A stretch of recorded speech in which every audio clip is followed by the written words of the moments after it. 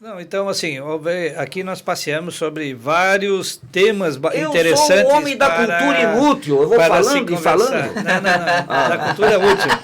Da cultura útil, né? O importante é a gente... comigo. O importante é a gente linkar tudo isso, né? Porque é muita informação sobre mais variados assuntos possíveis, né? Então, isso dá para linkar vários temas. Dá para linkar vários temas. Deles que me chamou a atenção, só para concluir, durante toda a sua explanação, você falou um negócio, foi apenas um comentário... En passant. Isto. E deu segmento. Como dizem os franceses. Mas esse teu comentário, ele é muito importante a se destacar. Excelentes empresas, grandes empresas quebraram. Né? Você falou o nome de várias empresas aí que estiveram no auge e caíram, né? Então, isso requer uma análise depois mais intensa sobre isso, né? Sobre a gestão do negócio e por que se chegou nessa queda. Né? Então, Miguel, isso aí também vale a pena a gente tratar esses assuntos para a gente aprender um pouco mais e entender. No meu entendimento, professor, se me permite, eu vejo duas razões muito fortes que levaram a isso, né? Uma delas é a sucessão.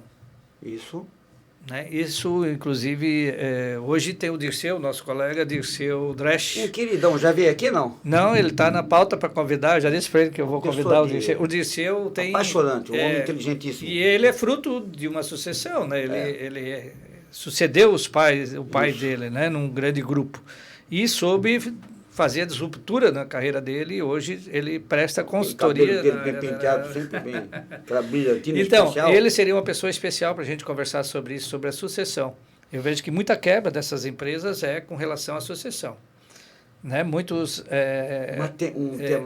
um tema muito rico para a gente debater. Né? No caso do seu Cílio Santos, que E o outro também se encaixa, né? Também se encaixa a questão sucessão. E eu acredito, eu não conheço exatamente a história deles, né? Por isso, talvez um consultor aí, um debate, talvez com o Célio junto, para trazer essas ideias com o Dirceu, falando de como, né? Como tratar esse assunto. Aceitaria esse desafio? Aceito. E o outro, fica o desafio, fica aí sugestão para o Miguel, né? Para os próximos convites. O empresarial conseguiu fazer um ambiente que é um ambiente de alta credibilidade, porque para falar você tem que ter a credibilidade. Tem que saber o que falar também, né? Para não falar. Agora, eu sempre advoguei que esse produto aqui, desse Sábado Inteligente, isso nós deveríamos e poderíamos levar esse debate para algumas empresas. As empresas comprariam, sabe, uma proposta de uma reflexão interna. Que maravilha. Elas compram, dependendo da forma como é vendido e como é apresentado. Eu vejo na embalagem, né? Depende da embalagem, né? Embalagem. Você tem que embalar, formatar e embalar. Né? Aliás, era um documentário que a gente passava naquela fase. Eu estou vendo ali o Miguel já organizou até aquela 16mm ali, mas daqueles filmes que a gente passava, um deles era Quem Matou a Venda. A empresa tinha um produto fantástico. Mas era uma sucessão de erros, desde a telefonista até o vendedor, até o motorista do caminhão, que conseguia matar. Entende? Então eu vejo assim, baita produtos, você é um homem do design, baita produtos, com uma embalagem modesta, uma venda apressada, um lançamento extemporâneo, sabe? Não soube aproveitar o exato momento, o timing. O feeling, não é mesmo? O momento certo. Como se erra? Você tem um baita produto, mas lançou errado. Eu já vi, eu fui convidado a alguns coquetéis, sério, lançamento. Tu vai, mas tu sente que não caiu na veia, não empolgou, gastou-se demais no coquetel, mas depois no dia seguinte não soube-se trabalhar os canais adequados de venda. Não fazer nenhuma pesquisa. Nenhuma pesquisa e o day after, o after days, né? O dia seguinte. O dia seguinte da coisa. Então... Um exemplo legal é a lâmpada, né? Pronto. Que a primeira lâmpada inventada estaria acesa até hoje. Isso.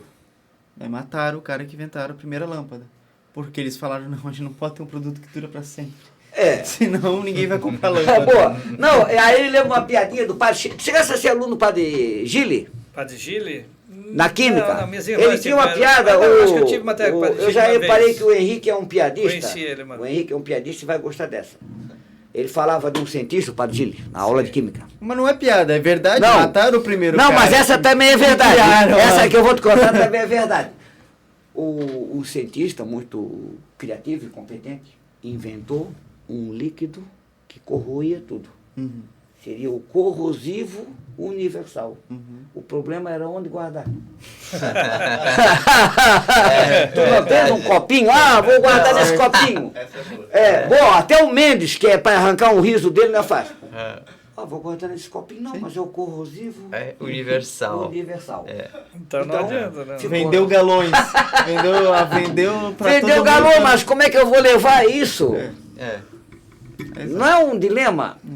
E o que eu vejo, eu acho que um dos grandes problemas que eu vejo nas empresas, assim, agora, a mortalidade. A mortalidade, ela passa pela sucessão, passa pelo ego inflado.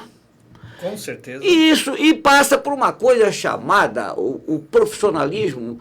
A gente esquece, por exemplo... muitas vezes, exato, do empresário e não achar que já sabe tudo, e o mercado vive em constante evolução e ele não se adaptou às novas... E cada vez mais esses grupos poderosos, eles têm um serviço de inteligência, de inovação, de criatividade, de altíssimo nível. Vamos falar de um banco, o Miguel conheceu de perto do banco, mas eles têm os olheiros do mercado, tem a análise, a conjuntura. Eu gosto muito, as pessoas não gostam desse cara, falam mal dele, mas gostam do Jorge Soros. O Soros, tu ouviu uma entrevista com o Jorge Soros? É um dos maiores investidores, o homem que quebrou o Banco da Inglaterra. Aí ele ganhou, num dia, ele ganhou mais de $1 bilhão. Ele teve no Brasil, o Soros é de 30, se ele é de 30, está com que idade? 92, por aí. Jorge Soros. Ele ganhou alta visão especulativa, mas por detrás dele tem uma equipe de inteligência fantástica. Então, por que morre? Porque às vezes o cara é muito cheio de si e não se esquece que ao redor dele há muita informação, e informação é poder. Mas só para acabar a piadinha do Soros, tu que é um piadista inveterado, e quando esteve no Brasil, aí a moça perguntou ao jornalista, como é que é, doutor Soros, Jorge, ganhar $1 bilhão num dia? Né? Perguntou para ele. Ele disse, né, nega, a gente vai se acostumando. Entendeu? Vai se acostumando. Então ele ganha 1 milhão, ganha 1 bilhão. Uhum. É um homem simples, porque todo mundo sabe que o tamanho... Eu já vou devolver a palavra, Miguel. Todo mundo sabe que o tamanho do bucho é esse aqui. Tanto faz que tu tem 1 milhão, 1 bilhão, 1 trilhão, há os limites. Entende? Agora, e não é um cara... Normalmente o vitorioso, ele não é ganancioso, ele é simples... Ele estou vendo o Oswaldinho ali na van, vou sentar com o Oswaldinho, vou ouvir, sabe? Ele tem um radar, o vitorioso, ele tem um radar e ele nunca está contente com aquilo ali. Ele sabe que o mar que segura o navio é o mesmo que o afunda. Sim. Poder é fugaz. Uma vez eu vi o doutor Antônio Carlos Conderres, na Associação Comercial, velhinho já. Era Isabel ainda, presidente, Isabel Sanders. Sim. Algo assim, eu acho que era Isabel. Todo mundo se apresentando, aquele auditório cheio. Eu sou o Célio, eu já fiz isso, eu já lutei com o Tarzan, já matei a Chita, e não sei o que. Todo mundo. E ele lá no final, se levantou, cada um tinha que se apresentar. Antônio Carlos Conderres, advogado. Porra, ele podia ter dito, eu fui governador do evento de Santa Catarina, eu fiz isso, fiz aquilo, fui o relator da Constituição, e tal, fui constituinte, não sei o que, não. Humildade. Ali que tu percebe quem é mané e quem não é mané. Entende? É tu compreender a simplicidade e que o mais poderoso dos homens, que era Deus para mim, Jesus Cristo, mas lavava o pé dos Tinha humildade. Miguel, eu te cortei uma pergunta. Não. É porque assim... O tempo já está fluindo, né? O tempo está fluindo. Mas vamos lá. Com relação... Depois eu devo passar... Eu sou anárquico. Você vão se arrepender de ter me chamado. Minha vingança. Depois já passo para o Henrique. Que é o seguinte, ô Célio, com relação a quebrar a empresa, vamos voltar àquela nossa questão lá. Por quê?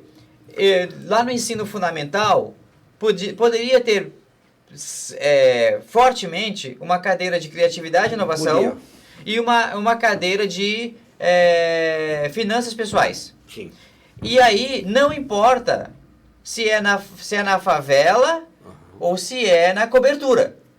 Não importa. Porque eu vi uma pessoa falar assim, mas você vai ensinar administração, finanças pessoais para uma pessoa que às vezes tem que contar os centavos para comprar o pão para almoçar, para jantar? Sim, e eu disse, mas é para essa pessoa que tem que aprender. Claro. Né? E será que a quebra das empresas não está ligada a essa falta de educação? Essa falta de conhecimento? Com certeza. O Miguel, você apontou uma coisa básica, tanto no sentido da educação, e quando você vê um jovem gastador, o Soros dizia, 1 centavo economizado é $1 ganho. Entende? E você vê grande parte das empresas, aí tu tem que ver uma dialética interessante entre a pessoa física e a pessoa jurídica. Eu via muito isso para o interior, a fábrica caindo, tropeçando, e o cara com carrão lá, um padrão de vida que era ostensivo demais. E o homem nunca deve ostentar.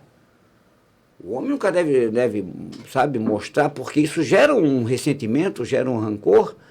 Ora, como é que tu pode estar com teus salários atrasados e com carrão, a patroa com carrão? Aliás, Miguel, Oswaldinho, nós tivemos um jantar, tu que me apresentou. Estou fugindo um pouquinho, mas já... Um empresário que ele, um mês depois que ele almoçou com a gente ali, no Beira-Saco, no lado do Lelê ali, o Leandro. Sim. Saco cheio, que saco? Que saco. Por ali. Se suicidou.